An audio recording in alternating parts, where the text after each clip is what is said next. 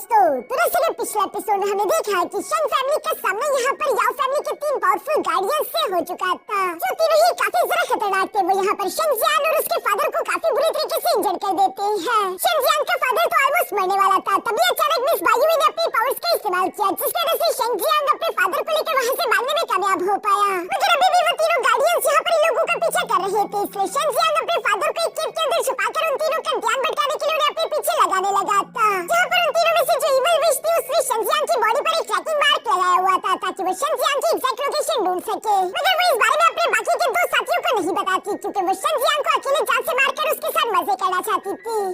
अब आगे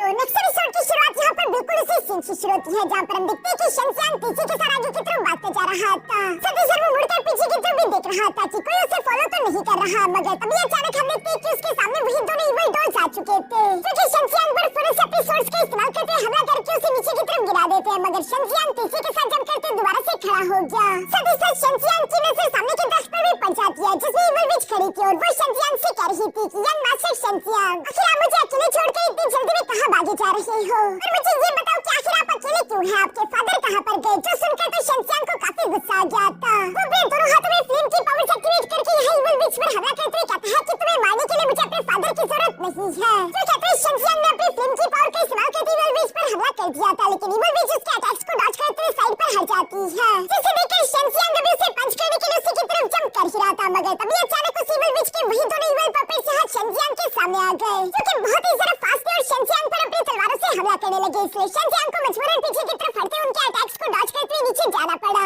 शंजियान को यहाँ पर उन दोनों इविल पपेट्स के अटैक्स को डॉज करने में काफी सारी डिफिकल्टी आ रही थी, जबकि दूसरी तरफ वो इविल विच खुश होते हुए कह रही थी कि कितनी अफसोस की बात है मास्टर शंजियान, आप इतने सारा हैंडसम है, लेकिन फिर भी आज के दिन आप यहाँ पर मारे जाएंगे। सच कहूँ तो मुझे इस बात का काफी दुख होगा, मेरे दिल के तो कई टुकड़े हो जाएंगे। जो कहते हुए खुद भी शंजियान को किक करने के लिए नीचे की तरफ जंप कर देती है, मगर शंजियान ने उसके अटैक को डॉज कर दिया था। साथ ही साथ शंजियान पर इविल पपेट्स से भी अपनी तलवारों से हमला कर दिया था, लेकिन शंजियान उनके भी अटैक्स को डॉज करते यहाँ तेजी से इविल विच की तरफ बढ़ने लगा, क्योंकि वो जानते थे कि अगर मैंने इविल विच को टेक डाउन कर दिया तो ये पपेट्स खुद ब खुद फाइट नहीं कर सकते, इसलिए शंजियान की मेन टारगेट वही इविल विच थी। मगर चूंकि वो इविल विच ट्रू मार्शल रैंक की कल्टिवेटर थी, इसलिए वो शंजियान से काफी ज्यादा ताकतवर है। वो यहाँ शंजियान को एक पावरफुल किक के साथ पीछे की तरफ पटक देती है। साथ ही साथ वो अपने स्पिरिचुअल स्ट्रिंग से खुद के पपेट्स को कंट्रोल करते हुए शंजियान से कह रही थी कि मैं भी देखना चाहूंगी कि आज के दिन तुम कितनी देर तक फाइट करते हो। शंजियान ये सुनकर उसके इविल पपेट्स के साथ फाइट करने की पूरी कोशिश कर रहा था, मगर जब ये इविल विच बीच में कूदती थी तो ये काफी ज्यादा खतरनाक थी और शंजियान को बुरी तरीके से पटक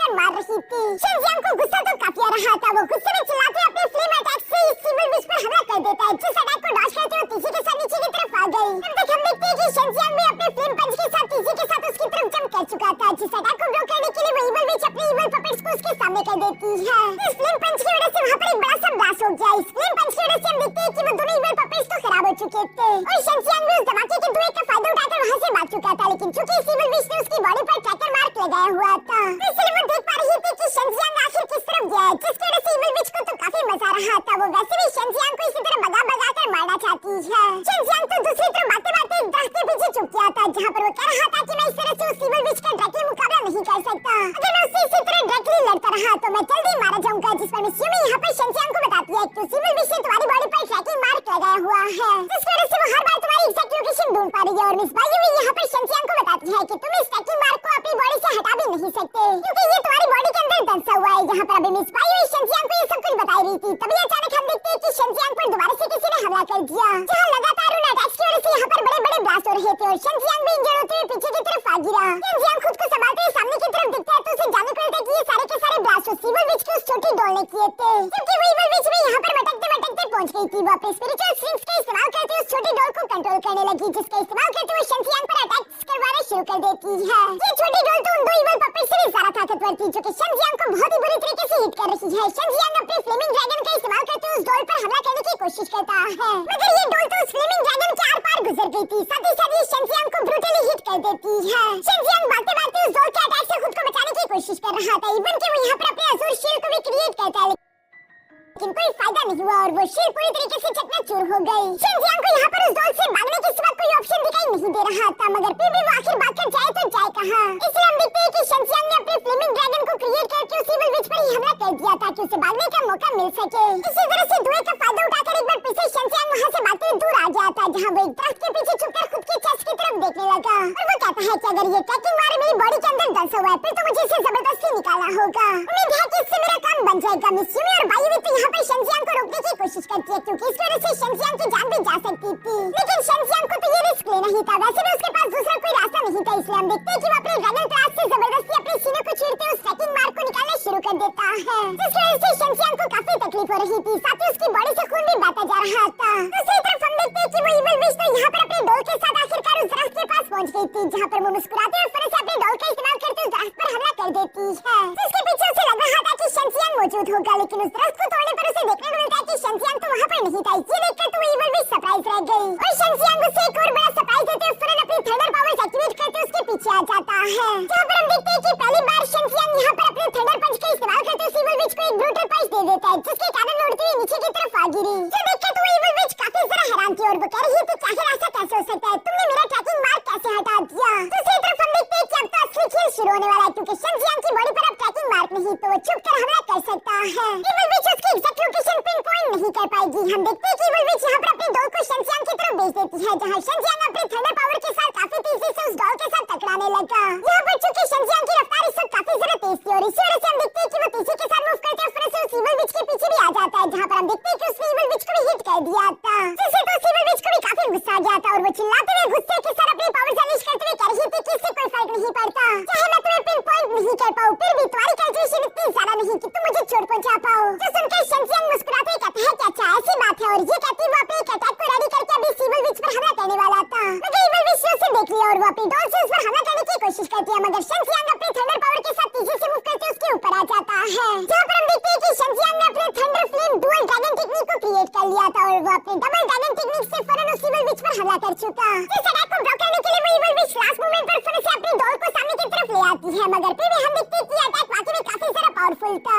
जिसके ब्लास्ट के इफेक्ट के कारण वो इविल विच आधी तो जल चुकी थी और उड़ते हुए पीछे की तरफ एक दरख्त से जा टकराती है। ये देखकर तो शेंजियांग भी काफी खुश हो गया था, वो देखता है कि इविल विच बेहोश हो चुकी है, इसलिए वो खुश होते हुए नीचे की तरफ आकर कहता है कि आखिरकार मैं जीत गया। ये कहते हुए शेंजियांग चैन की सांस लेने के लिए नीचे की तरफ बैठ जाता है, जहाँ वो उस डॉल की तरफ भी देख रहा था, और चूंकि शेंजियांग ने इविल विच का किल खत्म कर दिया तो अब वो खड़े होते हुए कहता है कि मुझे बाकी के दो गार्डियंस को भी अपने पीछे लगाना होगा, मैं भी आराम नहीं कर सकता। ये कहते हुए शेंजियांग अभी खड़ा होने वाला था कि तभी अचानक पीछे से उस पर हमला हो गया, जो देखकर मिस बायुवी और स्यूमी दोनों ही शेंजियांग के लिए काफी ज्यादा परेशान हो गई थी, और हम देखते हैं कि शेंजियांग की बॉडी के आर पार वो छोटी सी डॉल गुजर जाती है, जो देखकर तो शेंजियांग पूरी तरीके से शॉक हो चुका था। दूसरी तरफ वो डॉल यहाँ पर हंसते हुए शेंजियांग से कह रही थी कि मैंने तुम्हें सरप्राइज कर दिया ना, तुम्हें तो मालूम ही नहीं होगा कि मैंने स्पिरिट डॉल के अंदर अपने दिल को पहले से प्लांट कर दिया था, इसकी वजह से मेरी आधी लाइफ तो स्पिरिट डॉल के अंदर है। शेंजियांग जो कि उस सरप्राइज अटैक की वजह से ब्रूटली इंजर्ड हो चुका था, वो फौरन से नीचे की तरफ गिर जाता है। दूसरी तरफ हम देखते हैं कि वो स्पिरिट डॉल भी फौरन से इविल विच की बॉडी के पास आ गई, जिससे वो हील करना शुरू कर देती है।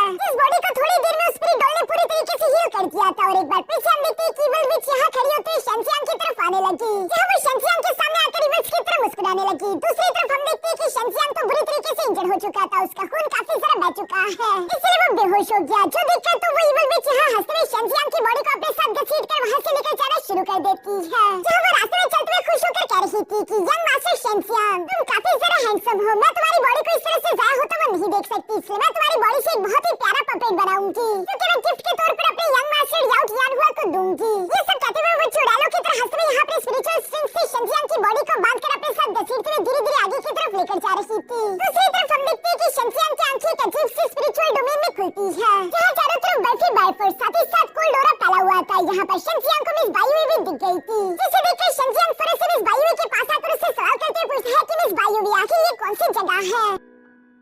इस पर मिस बायुवी शेंजियांग को कोई जवाब नहीं देती, बल्कि उल्टा वो शेंजियांग से सवाल करते पूछती है कि शेंजियांग तुम जानना चाहते हो ना कि हर बार जब तुमने मुझसे कहा कि मैं तुम्हें यिन मेंडेरियन टेक्निक सिखाऊं तो मैंने तुम्हें हर बार मना क्यों किया। वो इसी वजह से क्योंकि मेरी सुप्रीम यिन मेंडेरियंस 900 वर्ड किलिंग एनर्जी के पावर्स के साथ कनेक्टेड है। ये इवल किलिंग एनर्जी बहुत ही सारा पावरफुल है, जो कि अगर तुम सही तरीके से इस्तेमाल ना करो तो हो सकता है कि ये किलिंग एनर्जी तुम्हारे दिमाग पर काबू कर ले, उसके बाद तुम्हारा खुद पर कंट्रोल खत्म हो जाएगा और तुम एक खून के प्यासे दरिंदे बन जाओगे। तो सुनकर शेंजियांग को मालूम हो जाता है कि इसका मतलब कि मिस बायुवी असल में हेल की पावर्स का इस्तेमाल करती है, जो कि इवल पावर की। और अगर दोस्तों मैं आप लोगों को बता दूं तो मिस बायुवी का दूसरा नाम है the witch of of 9th hell. सती सर मिस बायुई एक डेवल की बेटी है। यहाँ पर मिस बायुई शेंजियांग से सवाल करके पूछती है, तो बताओ क्या तुम्हें सुप्रीम यिन मेंडेलियंस की पावर्स को सीखना है? क्या तुम सच में इस पावर को अवेकन करना चाहते हो? एक बार फिर से सोच लो। शेंजियांग यहाँ पर सोचने लगा और वो जानता है कि ये इविल पावर है, लेकिन फिर भी वो कहता है कि अगर इस पावर का इस्तेमाल करते हुए मैं खुद के फादर को, अपनी फैमिली को और तुम लोगों को प्रोटेक्ट कर सकता हूँ, तो हाँ, मैं बेशक इस पावर को अवेकन करना चाहूंगा। जो सुनकर मिस बायुई शेंजियांग से कहती है कि उम्मीद करती हूँ कि तुम्हें अपनी इस डिसीजन का बाद में कोई अफसोस ना हो। जो कहती है मिस बायुई ने अपने हाथ के इशारे से फिर से शेंजियांग के सुप्रीम यिन मेंडेलियंस की पावर्स को अनलॉक करना शुरू कर दिया था।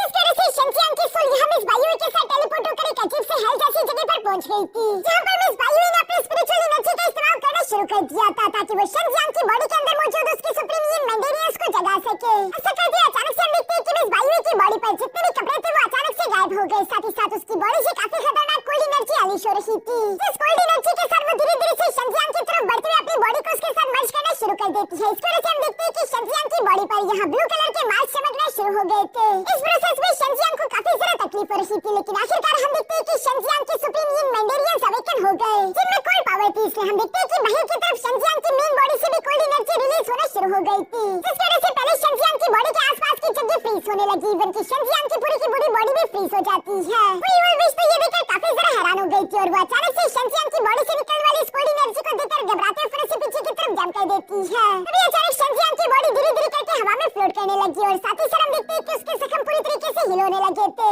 आसपास जमीन से कोल्ड एनर्जी निकलते हुए शेंजियांग के ऊपर एक अजीब सी फॉर्मेशन बनाने लगी, जिसके साथ ही हम देखते हैं कि शेंजियांग यहाँ जोरों के साथ चिल्लाता है। जिस तरह से उसकी बॉडी से काफी टेरिफाइंग एनर्जी चारों तरफ फॉरेस्ट में फैल गई थी और बहुत बड़ा फॉरेस्ट का हिस्सा पूरी तरीके से फ्रीज हो जाता है। इवन कि शेंजियांग की छाती पर जो एक बड़ा सा होल था वो भी इस आइस एनर्जी की वजह से दोबारा से हील होकर पूरी तरीके से ठीक हो गया। साथ ही साथ इस सिविल एनर्जी की वजह से शेंजियांग की बॉडी पूरी तरीके से ट्रांसफॉर्म हो चुकी थी। वो इस वक्त काफी सारा खतरनाक और कूल दिखाई दे रहा था। शेंजियांग के बाल लंबे और सफेद हो चुके थे। दूसरी तरफ इविल विच तो यहाँ शेंजियांग को जिंदा देखकर सवाल करके पूछती है, आखिर ऐसा कैसे हो सकता है? तुम तो मर चुके थे ना, तो तुम दोबारा से जिंदा कैसे हो गए? हम देखते हैं कि शेंजियांग की बॉडी से मिस बायुई की आवाज सुनाई दे रही थी, जो कि उस इविल विच से कहती है कि तुम वैसे भी मरने वाली हो, तो अब इस सवाल का कोई फायदा नहीं। मैं बस सिर्फ तुम्हें इतना बता सकता हूँ कि अब तुम्हारी औकात मेरे सामने एक चींटी के बराबर है। ये कहती शेंजियांग ने फिर से अपने 9 नेदरवर्ल्ड टेक्निक संसारा नेदर डोमेन को क्रिएट कर दिया था। जिस संसारा नेदरवर्ल्ड डोमेन टेक्निक को क्रिएट करती है, अचानक से हम देखते हैं कि उस इविल विच के पैरों के नीचे एक पोर्टल ओपन हो गया, जो कि उसे नीचे हेल की तरफ खींच लेता है। वो नीचे की तरफ गिरती हुई हेल में आ पहुंची थी, जो हेल दिखने में काफी ज्यादा टेरिफाइंग दिखाई दे रहा था।